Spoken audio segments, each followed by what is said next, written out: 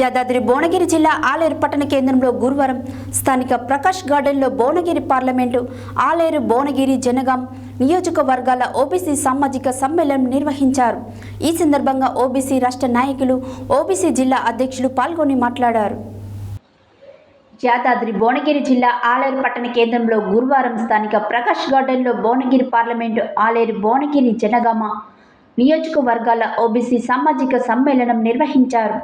ఈ సందర్భంగా ఓబీసీ రాష్ట్ర నాయకులు, ఓబీసీ జిల్లా అధ్యక్షులు పాల్గొని మాట్లాడుతూ ఈ కార్యక్రమంలో రాష్ట్ర అధ్యక్షులు ఆనందరావు, ఓబీసీ జిల్లా అధ్యక్షులు D Lakshminarayanarao, Ganduri Srinivas Reddy, assembly convener Chirigi Srinivas, జిల్లా ప్రధాన కార్యదర్శి ఊట్కూరు అశోక్, దోస మల్లేశం, లక్ష్మణ్ గౌడ్, భాగ్యలక్ష్మి, పగడాల శ్రీనివాస్, కృష్ణమాచారి, మహేష్, తునికి దశరథ, ఆలేరు బీజేపీ పట్టణ అధ్యక్షుడు గంగేషు, పులిపల్పుల మహేష్, పంపారి లక్ష్మీనారాయణ, వడ్డేమాన్ నరేందర్, ఎలగందుల రమేష్, వివిధ మండలాల జిల్లాల ఓబీసీ మోర్చా అధ్యక్షులు తదితరులు పాల్గొన్నారు.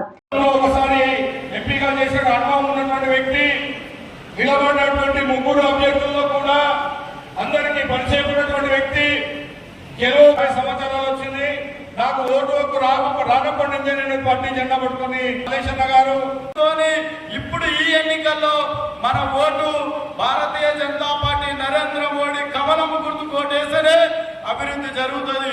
ఎట్లా అభివృద్ధి జరుగుతుంది? మరి ఈ అన్ని మోర్చాలలో ఉండే బీసీలు అత్యధికంగా శాతం ఉన్న 56% ఉన్న బీసీ మోర్చా పెట్టడం జరిగింది.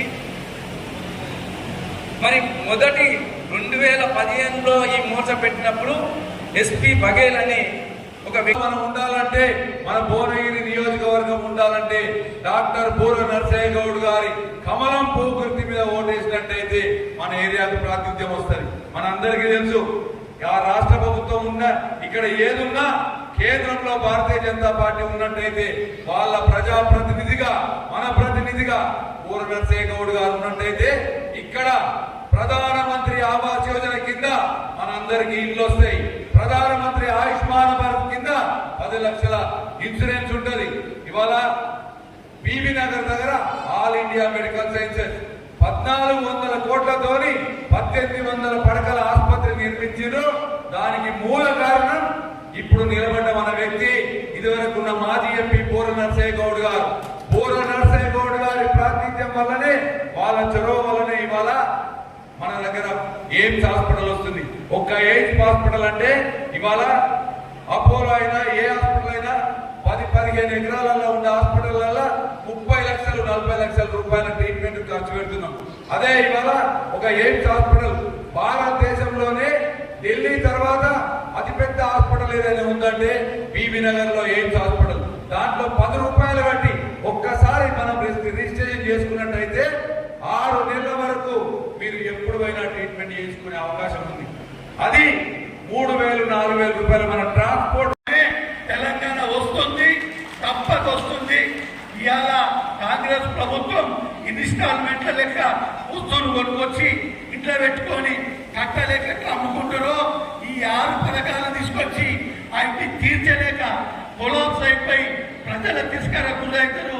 అప్పుడు ఏకైక దిక్కు మనమే.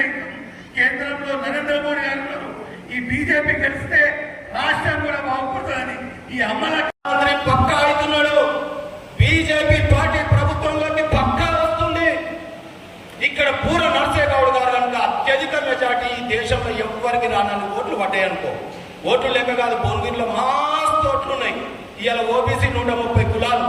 మనం అందరం కళ్ళు తెలిసి కనుక రేపు పోయి మన బీసీ బిడ్డకు ఓటేస్తే రేపు ఒట్లు రాలినట్టు పుట్లు పడ్డాయనుకో, రేపు మోడీ గారి వైపు చూసి ఇన్నోట్లతో గెలిచినటువంటి భువనగిరికి రేపు మంత్రి పదవి కూడా ఇచ్చే అవకాశం ఉంటుందని